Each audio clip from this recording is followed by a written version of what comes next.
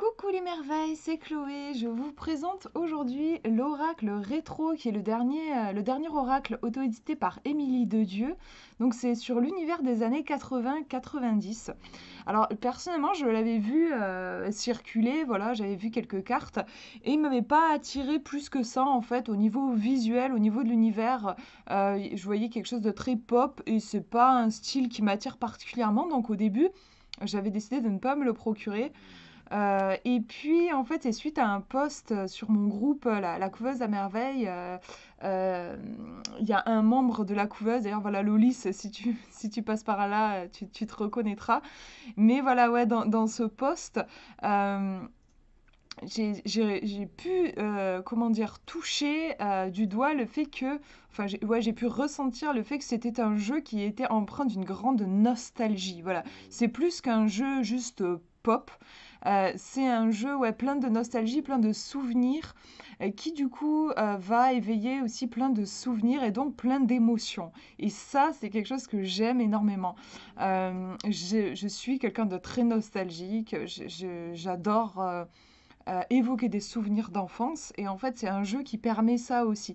Donc voilà, je me le suis procuré et je suis super heureuse de l'avoir parce que en fait, ça matche super bien entre lui et moi. Donc là, je vous montre, pour vous présenter, en fait, je vous ai montré, c'est la boîte. Donc c'est une boîte en étui comme ça. Vous n'êtes pas obligé en fait de la prendre. Vous pouvez, alors je sais plus, c'est pas, ça doit être 4 euros, 4-5 euros, un truc comme ça en plus, si jamais vous voulez la boîte pour ranger les cartes. Sinon, vous avez le jeu qui vous est envoyé dans une petite pochette comme ça pour ranger les cartes. Et il est au prix de 25 euros. En plus, c'est vraiment un tout petit prix pour un jeu auto-édité avec des cartes de super qualité. Hein. Émilie Dedieu, c'est pas du tout son premier jeu, donc elle a l'habitude et ses cartes, je trouve, sont toujours de très bonne qualité. Donc je vais vous montrer le jeu. Alors, je me rappelle plus exactement combien il y a de cartes. Est-ce qu'elle nous le met au début? Je sais qu'il y en a pas mal. Pour un oracle, il y a vraiment pas mal de cartes. C'est quelque chose que je regarde toujours. Voilà, vous avez 57 cartes, donc vous avez bien de quoi faire des tirages avec ça. Donc, je vais vous montrer les cartes en fait supplémentaires en plus du jeu. Donc, vous avez un petit récapitulatif ici du prix, 25 euros, le code barre et puis le cap ou pas cap de tirer les cartes. Ça reprend bien en fait l'esprit du jeu de cet oracle qui est très ludique en fait. Donc, cap ou pas cap, voilà. Elle nous lance un petit défi. Vous avez la présentation sur une carte. Alors je vous la lis. L'oracle rétro se compose de 65 cartes, pardon, je me suis trompée.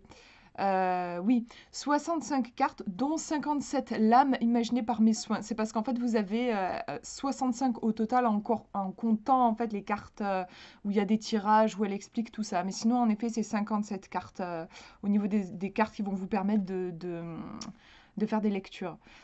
Et vous avez 3 cartes de mots-clés supplémentaires et quelques cartes proposant divers modèles de tirage. Comme son nom l'indique, chaque carte de l'oracle rétro est une ouverture sur le passé, de la mode du fluo au pins en passant par le baladeur ou encore les Scooby-Doo, sans oublier les grands classiques et séries. Les années 80-90 sont à l'honneur dans ce jeu haut en couleurs.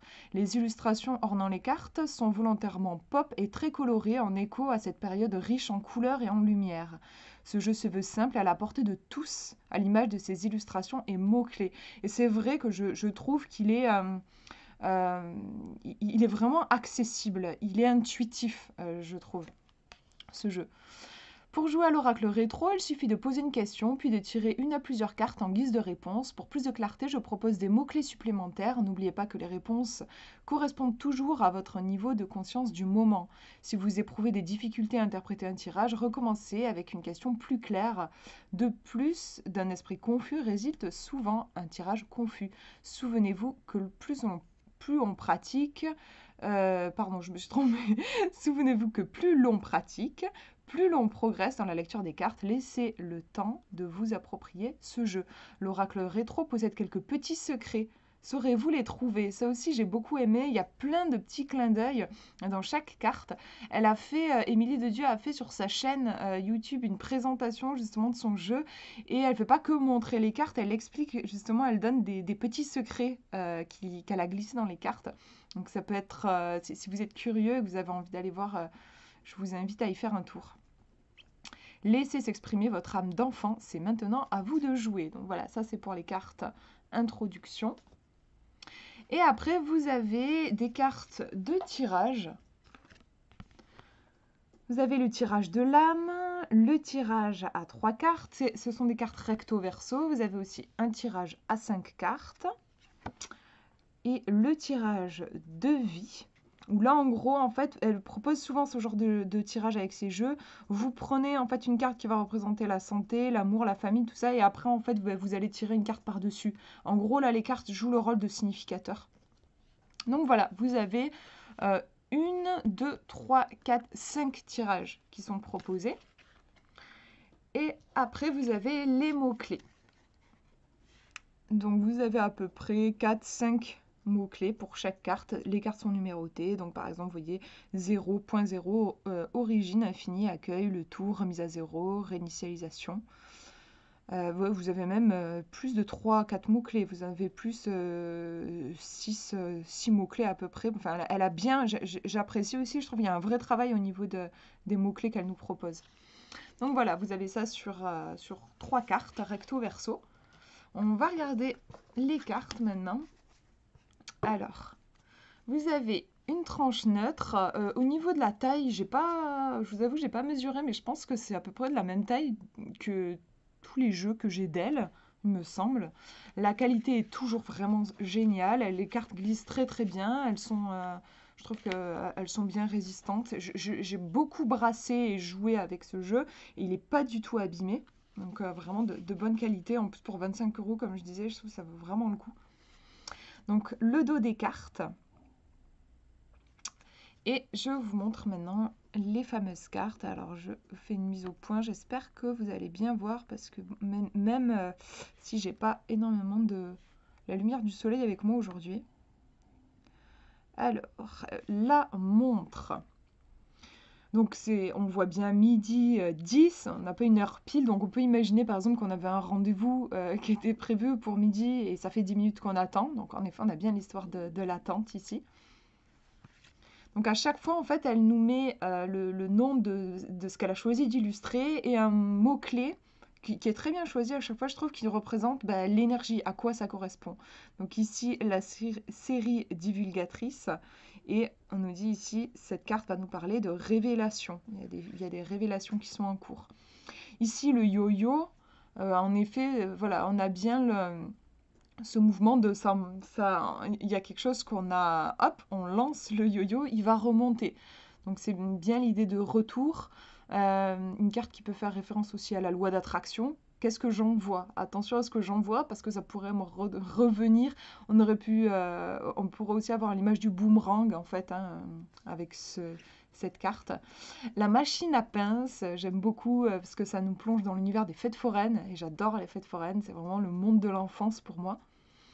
Et on voit donc l'intérieur de ces machines-là où il faut, ces jeux où on va piocher essayer d'attraper une peluche. Donc ça nous parle de réussite, on est super heureux quand on a réussi à attraper la fameuse peluche. Et c'est intéressant le fait qu'elle ait choisi un cœur. Enfin ici c'est un cœur qui a été attrapé, un cœur qui a les bras grands ouverts. Donc on a ici aussi l'idée que pour réussir, il y a peut-être besoin de rester connecté à son cœur, en fait, comme cette pince qui tient le contact avec le cœur, on a besoin de rester en contact avec notre cœur et de rester ouvert aussi avec ce cœur qui a les bras grands ouverts. C'est intéressant, en fait, les illustrations peuvent paraître innocentes, mais elles sont riches en interprétation.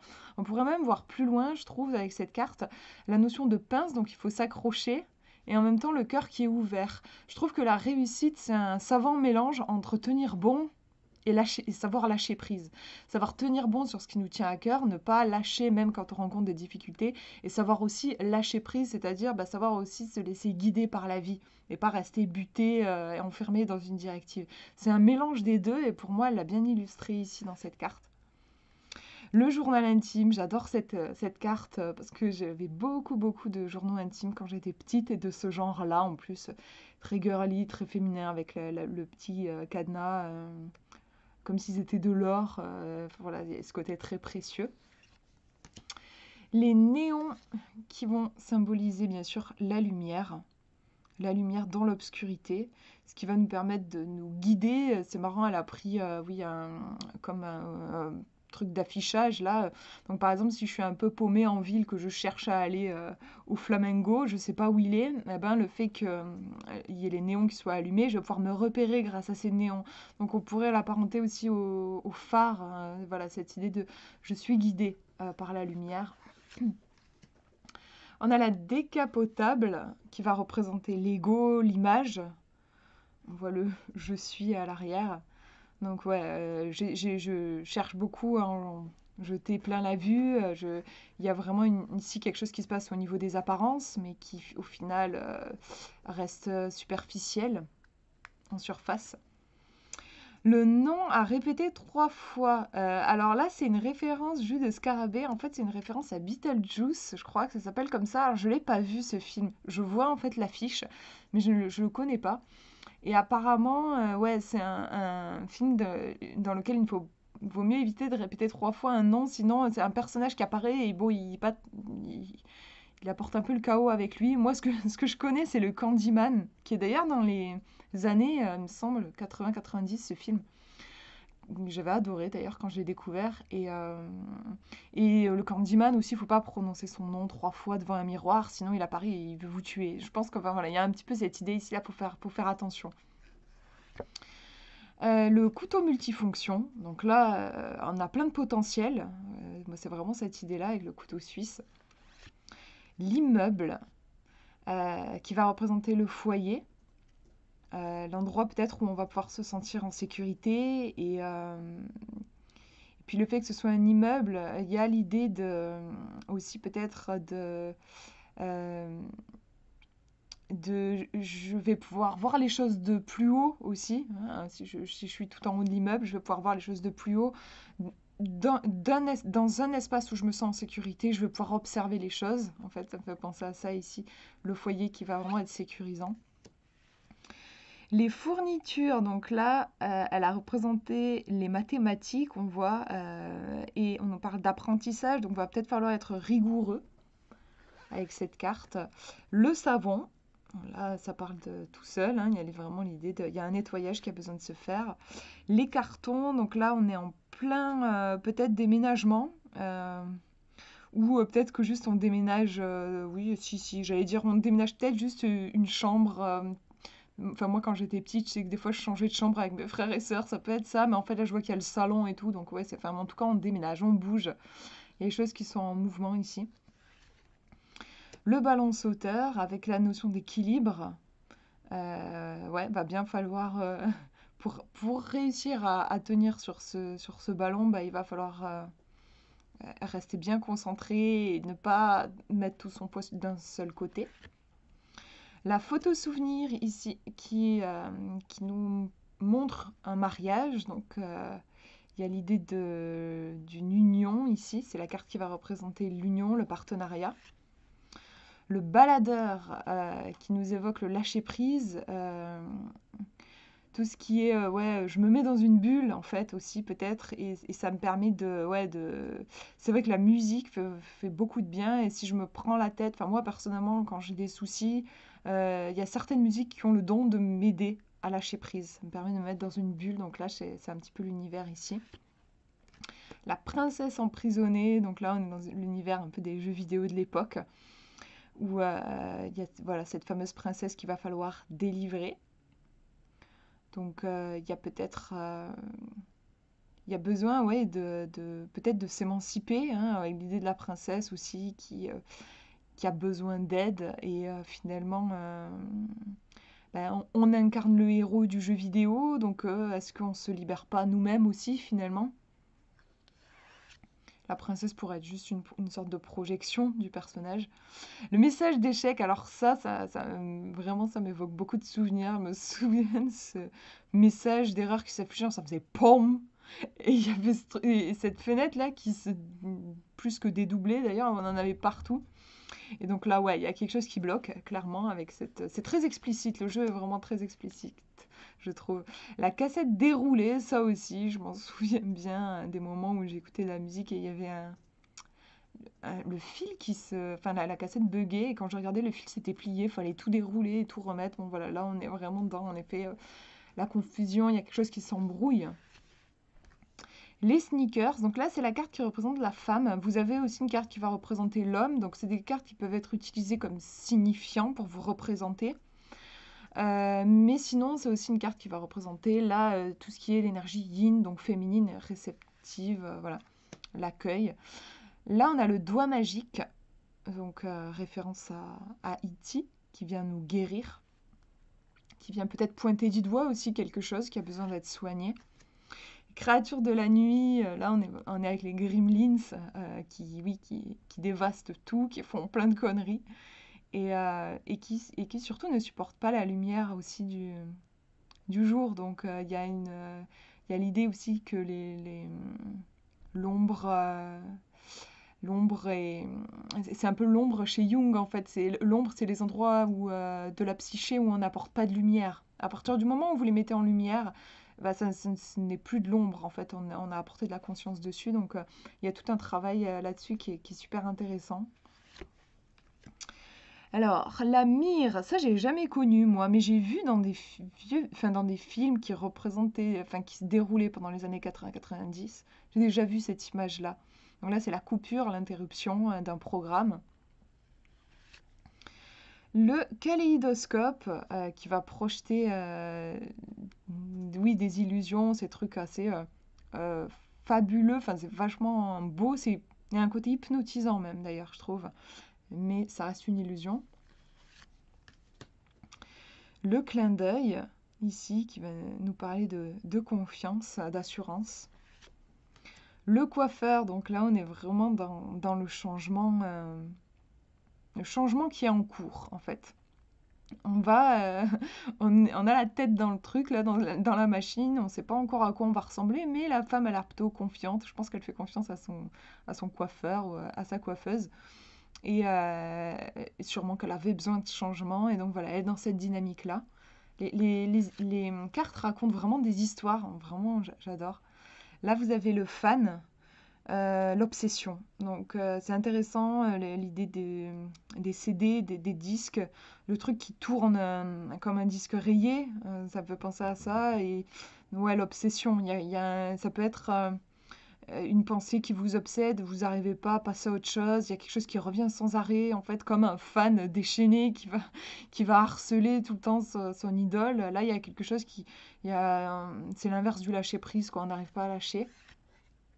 Le casse-tête, le Rubik's Cube, l'idée de, oui, on galère, c'est pas évident, mais quand on tient un Rubik's Cube, on sait peut-être qu'on va galérer, mais on sait aussi que la solution elle y est quelque part, donc c'est bien de nous parler de solutions ici. Le marchand de glace, ça j'ai jamais connu, mais j'ai vu aussi dans des films sur les années 80-90 et ça m'évoque des choses bien sympas. J'aurais bien aimé connaître ça. Et donc voilà, on est vraiment dans la joie.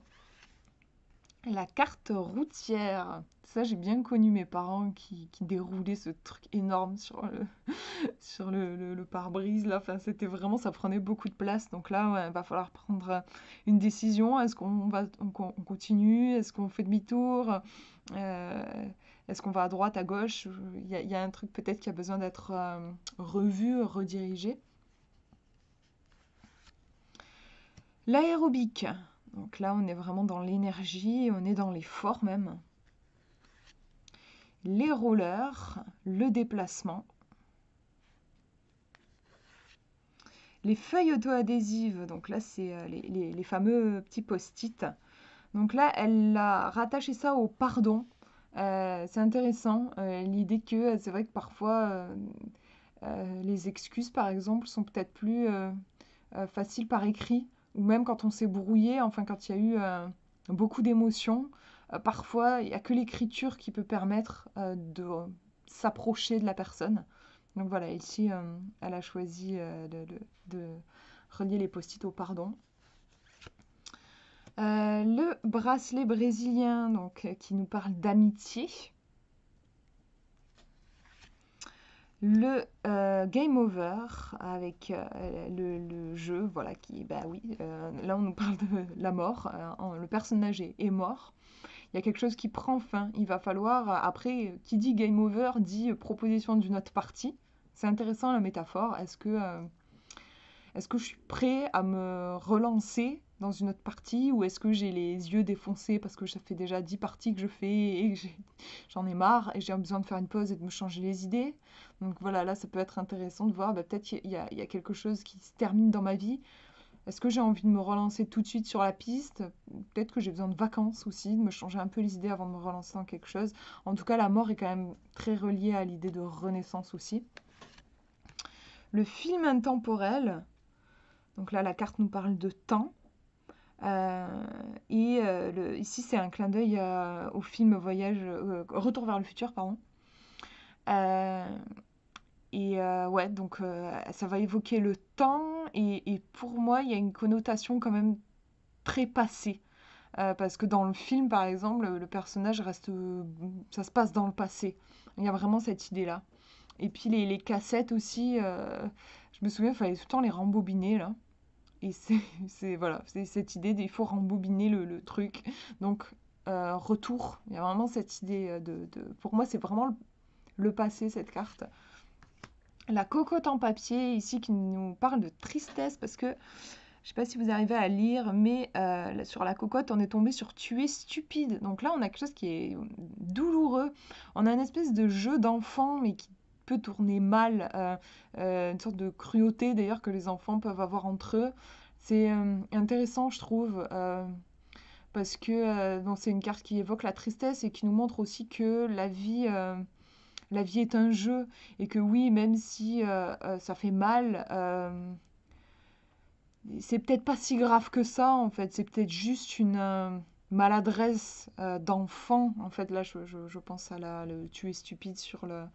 Je sais pas si on peut parler de maladresse, mais voilà, je pense que l'enfant qui a créé la cocotte en papier, bon ben oui, il a peut-être pas trop réfléchi ou il lui est passé un truc par la tête et il a posé ça comme ça, mais ouais, il y a l'idée que la vie peut faire mal, mais que finalement, c'est rien d'autre qu'un jeu, en fait. Voilà, on a cette idée et que euh, tout dépend de l'importance qu'on va accorder à la chose. Si vraiment je prends ce jeu très à cœur et que je vois que tu es stupide, ça va me faire très très mal. Si je remets ça dans le contexte et que je me dis que c'est juste un jeu, je veux juste me dire, bon, elle va pas été très fine, ma pote, d'écrire ça sur sa cocotte en papier, mais je vais passer à autre chose, quoi. Le téléphone sans fil, donc là, ouais, bien sûr, on est dans la communication, on va rentrer en lien. Le flagrant délit, ici, qui nous parle de punition, parce qu'il y a clairement l'idée d'ici de, ouais, on dégrade le matériel. En plus, on dirait qu'il fait ça la nuit et que là, il est surpris. Donc, il y a l'idée, oui, d'être pris en flagrant délit. On agissait un peu en douce dans le noir et on se fait prendre. Donc, il y a bien l'idée de punition. Le Scooby-Doo, l'accomplissement, pour moi, c'est vraiment l'image de l'escalier, en fait. Avec le Scooby-Doo, à chaque fois, on fait une petite rangée, c'est comme ça qu'on construit son Scooby-Doo. La disquette vierge, donc là c'est le point zéro. C'est vraiment que c'est un peu la page blanche en fait. Tout est possible avec cette carte. Alors voilà, les sneakers, ici on a l'homme. Je vous ai montré la femme un peu avant. La boule de cristal qui nous parle d'intuition, de lucidité. On va aller voir les choses sous la surface, voir qu'est-ce qui se passe réellement. La console de jeu ici, donc ouais, on a l'ennemi puisqu'on est on est en confrontation, en compétition peut-être avec oui, un autre joueur. Peace and love, donc là, ça, voilà, ça nous invite vraiment à la paix, à l'amour, au lâcher prise aussi. Il y a une vraie douceur, je trouve, dans les couleurs. Le verre brisé, qui nous parle de colère. Euh, alors, c'est marrant parce que je trouve que dans cette carte, on peut voir l'idée de le verre brisé. Genre, je suis tellement en colère que j'ai cassé un verre. Je sais pas si ça vous arrive, mais moi, des fois, j'ai tellement les boules que j'ai envie de tout casser. On le dit, j'ai envie de tout casser, quoi, voilà. Et on pourrait, de colère, casser un verre. Ou alors, le verre s'est brisé, on l'a cassé, et ça nous met très en colère. Et c'est intéressant, je trouve, aussi de voir que ça peut être dans les deux sens. Qu'est-ce qui se passe?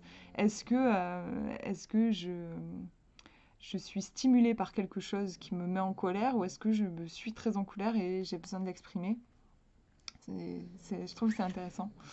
Le clip d'épouvante avec la peur, ici, donc là c'est Michael Jackson avec les tombes. Donc ouais, déjà on a la peur, clairement, on a la peur de la mort, les zombies, euh, toutes ces choses un peu d'épouvante, d'horreur. Le pneu crevé, donc là c'est l'obstacle, c'est la difficulté, c'est vraiment la galère quand on se rend compte qu'on a crevé, qu'on est encore loin de chez soi, il va falloir se débrouiller, avancer. En plus, il y a vraiment l'idée de, enfin c'est bête, un pneu crevé, je veux dire, c'est pas de notre faute, c'est pas de chance en fait.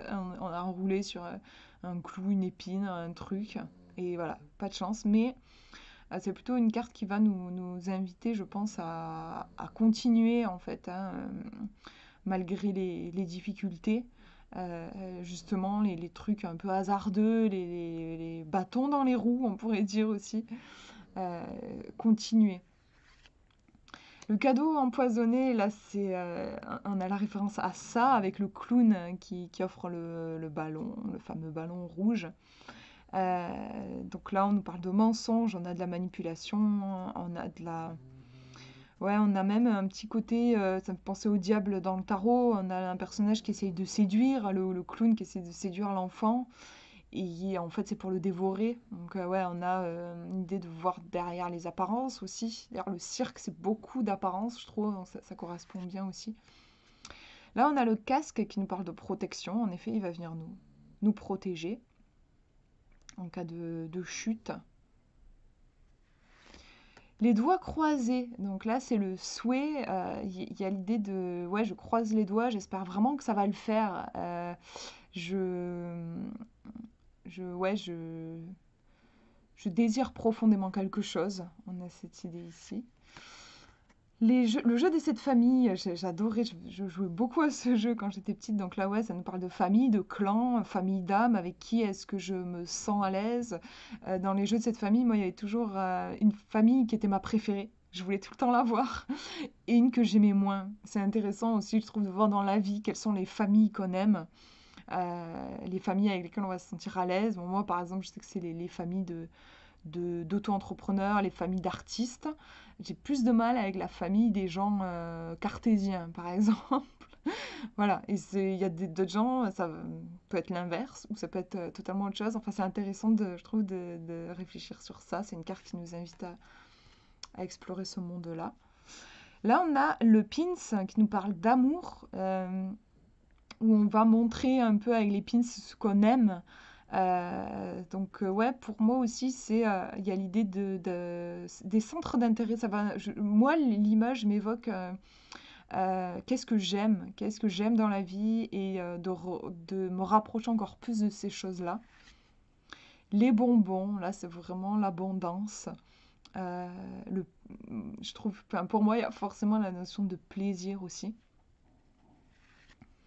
Le mug ici qui est relié au monde du travail, parce que voilà, il y a l'idée du café, de la pause café. Le skateboard, la destinée. Alors sur le coup, je voyais pas pourquoi la destinée est reliée au skateboard. Donc je suis allée voir la vidéo d'Émilie de Dieu et c'est sympa, je trouve son explication. Elle disait qu'elle remarquait que les gens qui sont sur leur skateboard, on dirait qu'ils tracent leur route, ils sont genre comme ça sur leur lancée. Ils sont vraiment sur leur lancée et c'est comme si ils traçaient leur route vers leur destinée. Voilà, il y a cette idée, il y a quand même quelque chose euh, moi, je suis rarement montée sur un skate, mais j'ai déjà posé les pieds. Et c'est vrai que voilà, si vous êtes un peu en pente, vous vous sentez embarqué. Vous sentez cette force en fait. Il y a les roues qui commencent à tourner et hop, vous vous laissez glisser. En plus, il faut avoir les deux pieds comme ça là. Donc on se sent vraiment, oui, en effet, comme sur une ligne, une trajectoire qui nous embarque quelque part. Et puis la dernière carte dans ma main, c'est l'audace avec le fluo. Donc là, ouais, je me montre, j'ai pas peur du tout de me montrer, d'afficher ce qui est important pour moi. J'ai pas peur d'être remarquée, d'être vue. Là, c'est vraiment, c'est une carte qui est pas mal reliée à la confiance en soi. Voilà, du coup, pour cette présentation, ben, j'espère que ça vous aura inspiré. Je pense que vous reverrez ce jeu, je vous ferai des tirages sur la chaîne. Voilà, je vous fais de gros bisous, prenez bien soin de vous.